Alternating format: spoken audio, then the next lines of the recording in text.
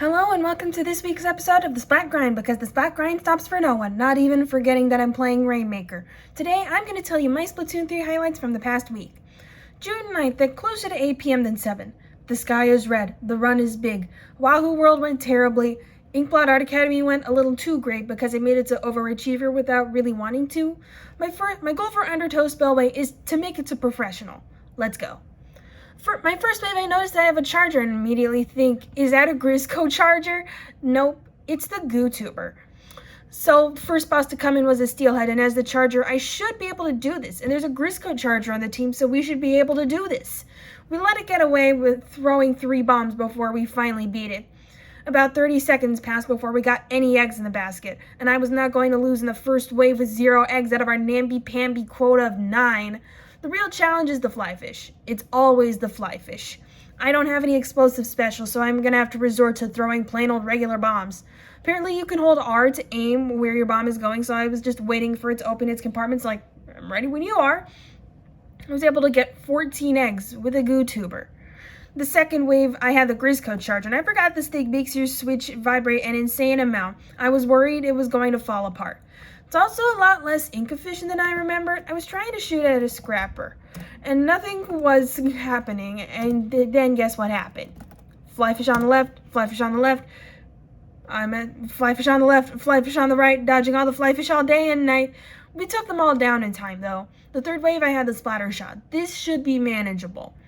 My first challenge was trying to splat a scrapper that was next to the water while lessers were coming out right next to it. Long story short, I fell in the water. After that was gone, I spotted a big shot in the other corner on its way out. I fired at it as much as I could, and I splatted it at possibly the last possible frame that I could. I was practically touching the gusher. Touching the gusher trying to get those eggs. And I'm not sure if the cannon is pointing in the right direction. Also, there's this slam and lid in the way, so I'm kind of stuck. Nevertheless, we made it out with 48 eggs out of 31.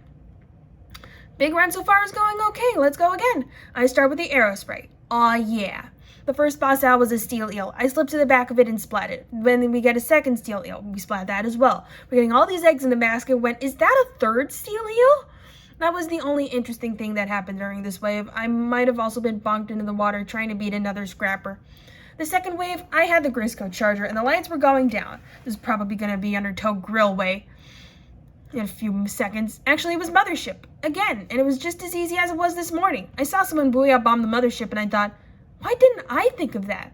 That's why I triple ink struck it the second time it came in. We doubled our quota like it was no big deal, and moved on to wave 3.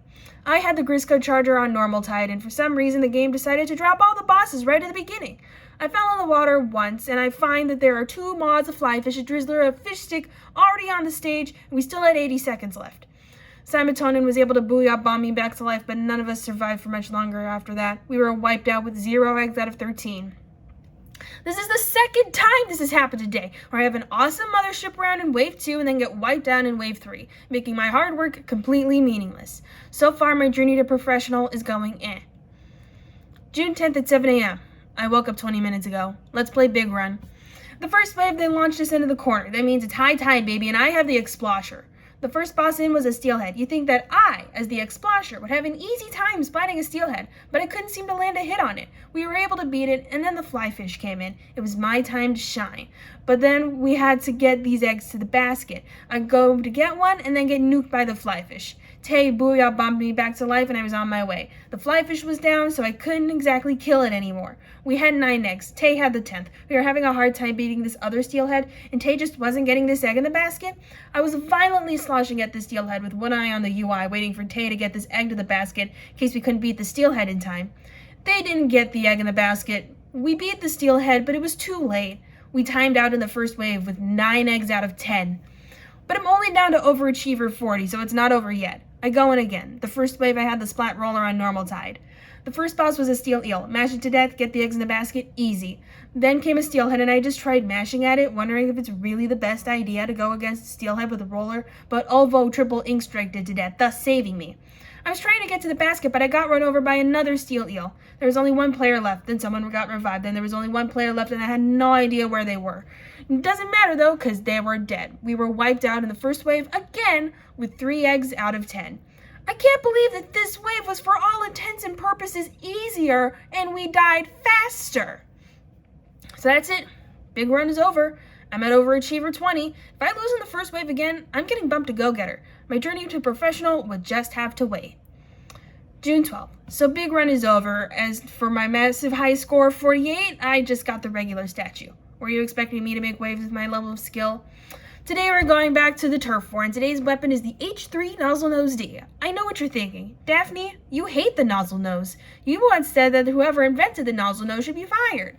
Well, that's still true. You expect me to pass up on the pure defense kit, the splash wall, and the most buffed up special this entire season, the Mega Bubbler? No, sir. Or ma'am. The first battle was on Sturgeon Shipyard. It took me more than a few seconds to get used to the rhythm of the nozzle nose, but I set about making sure our base was covered. Then 2 people disconnected, then 3, then 4, then 5, then the connection is unstable, then 1 or more people disconnected early in the game. Well, now we gotta find 5 new people with better internet connections. The first battle was on Sturgeon Shipyard. As I was saying, I got started covering home base slowly but surely, got my first special and popped the Mega Bubbler. I wanted to stay inside and use the shield as a shield, but there was no turf in range that wasn't already blue and no opponents to fight, so I just left. I got 1 head on Splat. That's it. The rest was just my teammates. I was busy running around, getting splatted by the Dynamo Roller, spamming Booyah when Izzy didn't even have a Booyah bomb ready. Despite not really doing much for the team, I still won by 21% and I got #1 Ground Traveler. That's it. The second battle was on Sturgeon Shipyard. This one started out okay. My teammates were busy splatting people. I decided that this was the perfect time, to see what sort of magic I could do on enemy base. That's when I was alerted of Captain E, the custom jet squelcher, who splats everyone from above like a coward. The enemy team pushed back, but in the last 30 seconds, Captain E was down. So I was immediately like, the jet squelcher is down, get to the middle, go, go, go! I also splatted Captain E with 11 seconds left, which made all the suffering worth it. We still lost by 16% though. I got more turf, I got more splats. The main thing preventing my rise to glory in all honesty was Captain E. Alright, I've gotten Sturgeon Shipyard twice, now you can give me Flounder Heights. The game said, okay, you can have Flounder Heights, but we're putting Captain E on the other team again, so have fun. The enemy team started the charge onto our base. I tried to stop them, but I still can't aim. Unless you're Agent 3 squid bagging right in front of me. Then I'm like, you asked for it, buddy. I was able to sneak into the center because Captain E was at the tippy top guaranteed. I splat someone and I'm like, yeah! Then I get the notification. It was the wrong person. Captain E was right behind me, and they splatted me. I also almost had some luck when I made it on enemy base, pretty much ignoring my teammates. That's when Akitainu, who had switched to the H3 Nozzle Nose D since the last battle, no doubt because they were inspired by my marvelous gameplay. We had our silly little Nozzle Nose fight, but I got splatted. It was pretty much pinned to my base for the rest of the battle, especially by this Trizuka pointed right at my face. And if that's not bad enough, one of my teammates disconnected with 10 seconds left. We lost by 38%. Again, I got more splats than last time, but your splat count means nothing to Captain E. So what do I think of the H3 Nozzle Nose D? I had fun, but it's still a bad gun. That rhymes. June 13th. Today's Salmon Run rotation is spawning grounds with the ink brush, so no thank you. Instead, I'm going to play everyone's favorite raked mode, Rainmaker. This time I'm using Yenzep 89 because the Tacticaler is such a threatening special. The first battle was on Umami Ruins. The problem is that I've never played Rainmaker on Umami Ruins. I just have to do what I know how to do. Run up to the Rainmaker and just start shooting it. Then orange blob blobber blobs came in from nowhere. That blob blobber is so going to get it. I just needed to find them first. The enemy team got the Rainmaker first, and I thought they were going to have a quick win, judging by the way they waltzed to the checkpoint unobstructed. That's when we started trying to inch our way back. It was actually easier than that. My teammates did a good job of pushing the Rainmaker forward. Somewhere in the middle of the battle, I engaged in a 1v3 shootout against the enemy team. It must have been 15 seconds of running around the center, trying not to die when I realized, oh, I should be playing the game of Rainmaker. What's the UI looking like? Okay, my teammates have the Rainmaker. I should go help them out. We get the Rainmaker to the checkpoint, then I got splatted and had to watch as my killer popped their crab tank right next to the Rainmaker. I also watched them get smacked by an Ultra Stamp. Ha! I got distracted again fighting the enemies directly, so you bet it was a surprise when the game suddenly ended. Apparently we knocked them out in 4 minutes and 35 seconds, and I got 1,137 points and 12 splats to 7 times splatted. So you call it forgetting the objective, but I call it supporting my teammates by keeping the ground painted. The second battle was on Umami Ruins, but it was the quickest game of Rainmaker in the world. The enemy team had the Rainmaker first. That's when it takes a turn. All four of us converged on the person with the Rainmaker and wiped out the enemy team in 16 seconds. Then one of my teammates got the Rainmaker and just ran with it. They got it in the checkpoint. I figured I was most useful, charging my special out of everyone's way and then launching my super chump at enemy base for a little extra hurt. We knocked them out in 49 seconds and I got 4 splats, all of them assists to 1-time splatted. Finally, I'm on the team with the person who can get 7 splats in less than a minute. That battle was too short, let's do one more. The third battle was on Umami Ruins. You know how it goes. One teammate gets the Rainmaker and runs with it. They get it in the checkpoint. I charge my special and launch my super chump at enemy base for a little extra hurt. Then we get stopped at 6. That's because the enemy team has a deadly weapon in the form of Larry Butt. Yes, that's their name. They grabbed the Rainmaker and jumped off the map with it, so I initially thought they were bad. But then I got splatted by them again and again, and I realized they were really, really good. Still, we had a massive lead. The only thing that could stop us from winning is if the enemy team got good in the middle of the game, and that never happens, right? The Rainmaker changed hands regularly, but every time they had the Rainmaker, they would push it a little bit more. And when they got to the checkpoint, I finally saw their other secret weapon, Bunny the Squiffer, who would just stand by the checkpoint, splatting everyone inside, with a faster charge time than I remember the Squiffer having. I knew if we were going to win, that Squiffer had to go, but I had to be out of their way, so I took the high ground and immediately lost sight of them as the entire enemy team turned into homogeneous blue blobs. Instead, I did what I do best, jump into the action and splat someone. Then Larry Butt smacked me in the face one more time, and the person with the Rainmaker took it home. They knocked us out in 3 minutes and 37 seconds, but I still got 9 splats to 8 times splatted. Small margin, but still positive. This is what happens when you go in for one more game. You lose. June 15th. Welcome to the Sheldon Sampler Challenge, where you can get stuck with literally any weapon, and you'll just have to live with it. Watch me get E-Leader 5 times in a row. The first battle was on Umami Ruins, and I had the Dapple Dooley's Nouveau. I can work with that. We had the zones first, and we got our score down to 72 in a much faster time than I was expecting for a score of 72. Then they had the zone, and it just became a waiting game for us to find a weak spot in their defenses. That's the problem with Umami Ruins, is that not only does it have 2 zones, it's also one of those stupid Tetris block stages, so the first zone the team happens upon is the right one. That means you only have to guard the zone to your opponent's right, and you'll be set. There's no way someone's going to, say, sneak around to the left, pop a reef slider, and ruin your whole shtick, right? This time, we got our score down to 70. Then they took the zones back, and all we could do was push them into neutral after that. They knocked us out in 3 minutes and 5 seconds, but I got 9 splats to 8 times splatted. I also got #1 overall splatter by a long shot, too.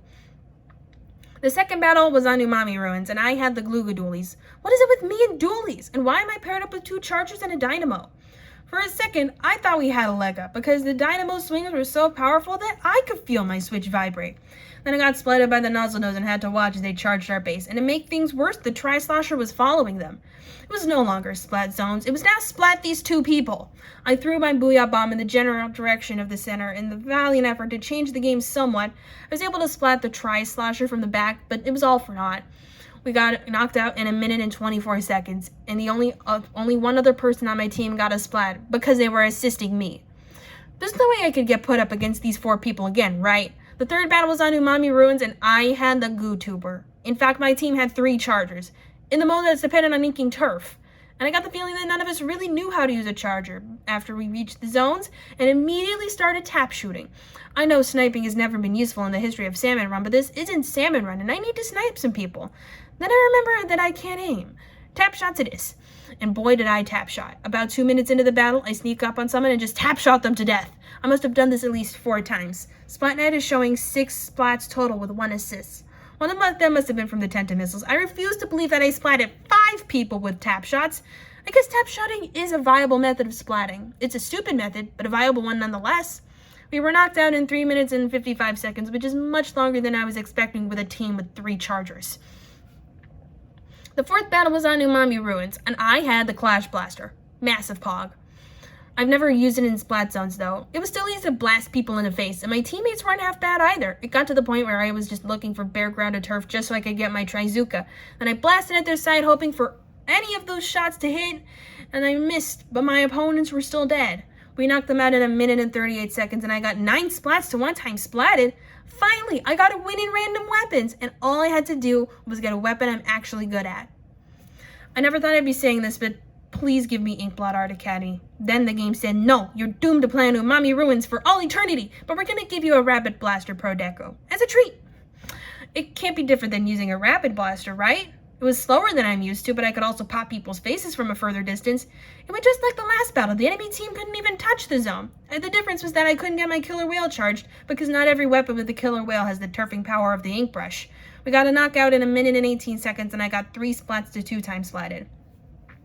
That's 3 losses to 2 very quick wins. My challenge power is 1174. Hey, at least I broke 1,000. If this challenge has taught me anything, is that I should stay far, far away from charges, lest I kill 5 more people with tap shots. June 16th. Today is my turf war day since I spent Thursday in a random weapon war zone. I might have tried all the weapons I wanted to from Sizzle Season, but I have a few extra Sheldon licenses, and I'm going to use them. Today, I'm trying the Splash-O-Matic to see if it really is a more aggressive alternative to the N-Zap. I'm choosing the Neo variant because I might not know how to use a crab tank, but I do know how to throw nukes. The first battle was on Sturgeon Shipyard. The battle started out great initially. I got home base covered up real quick, then I got on top of a platform level with the center so I can throw my triple link strike from a safe distance. It was when I tried going in that things started going downhill. I traded off with the Tri-Slosher Nouveau and had to watch as the Dapple Doolies Nouveau accompanying them just charged into the center. Then it became a battle between the spawn campers and us. I tried going around, but then I saw one of my teammates drop a tactical and I thought, sorry, but I gotta grab the center. I'll get a drink later, I promise. Then I saw the Ultra Stamp and thought maybe I should take care of that. I got splatted by the Ultra Stamp, and in the time I respawned, the Tacticooler was gone.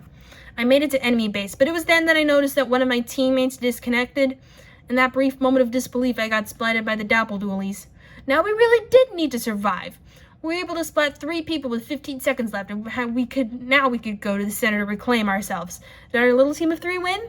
Absolutely not. We lost by 18%. I got 1,027 points though, so don't say the Splash is a bad turfing weapon. That one didn't count. The second battle was on Sturgeon Shipyard. We had a good variety of weapons, an N-Zap, Splash-O-Matic, a Tri-Slosher, and an Octobrush. Of course the other team has an E-Leader. Donovan, why are you just standing around? Anyway, we started off the battle with a 3-way assault on the center. My triple ink strike, Age's Super Chop, and Messi's Inkjet, all at once. I think we splatted 1 person. Then I died and had to watch the Custom Splattershot Jr. waltz onto our base, which is hard to do. Here we go again. Another battle where the main objective was just to leave home base, which was hard to do with a wave breaker every 15 seconds and the Ultra Stamp marching around, and that's a kraken. In the last minute, we were able to break through. Were we able to win? The answer is still no. We lost by 11%, but at least I didn't get splatted by that E-Leader at all. The third battle was on Sturgeon Shipyard. And are we playing against gay wrongs? Enough laughing at the names. Let's fight. I start by covering home base a little and then swimming out to the right and throwing my triple ink strike into the center. I caught Aerocraft the Octobrush underneath the bridge, just standing there. Free splat, I guess. Then I walked across the grate, still firing for some reason, and made it out to the other side. We made our first foray on an enemy base, and after a minute and 19 seconds, I finally splatted gay wrongs. And then I died. That's when I decided I should really finish covering home base before Squiddo Weeg ruined everything. This was one ornery Aerospray, let me tell you. They splatted me twice. That's not normal for an Aerospray. They're obviously up to something. At least I got to watch them die while I waited to respawn. They might have been able to reef slider all over our stuff, but we won by 6% and I got 7 splats to 6 times splatted. What are my thoughts on the Splash-O-Matic? Well, it's a good turfing weapon, that's for sure. But the thing about its splatting power is that it has a really teeny tiny reticle that you can't fire outside of. And it takes 4 hits to kill, maybe 5 if they're far away. If you want to splat someone, you have to get them inside the teeny tiny reticle and keep them there. The N-Zap reticle at least lets you have some more room to work with. N-Zap it is. Thank you for listening to the Splat Grind. Be sure to come back next week for even more Splatoon craziness.